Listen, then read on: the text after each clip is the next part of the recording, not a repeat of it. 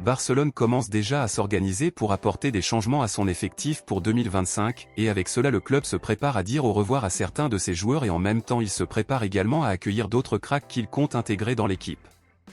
Compte tenu de cela, une signature qui sera certainement faite par Barcelone pour l'année 2025 divise actuellement de nombreuses opinions parmi les supporters des culés, où beaucoup la soutiennent tandis que d'autres sont contre, et nous parlons de la signature de l'attaquant suédois Viktor Gyökeres, qui joue actuellement pour le Sporting de Portugal.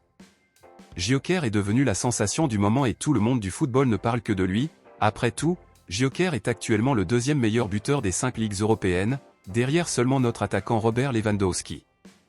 En raison de l'importance de Gyökeres, le président Joan Laporta et le directeur sportif d'Eco ont confirmé ces dernières heures que Barcelone avait déjà le désir de le signer et qu'il s'organiserait désormais avec l'intention de faire de l'éventuelle signature de Gyökeres une réalité en 2025.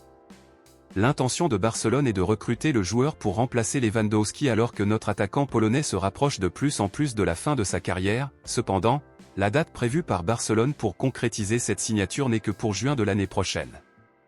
Il s'avère qu'il n'est pas possible de le signer en janvier en raison de problèmes contractuels, donc les choses ne feront que devenir plus faciles pour Barcelone à partir de la saison prochaine, qui commence en juin, car la valeur du joueur changera en fonction de son contrat avec le Sporting.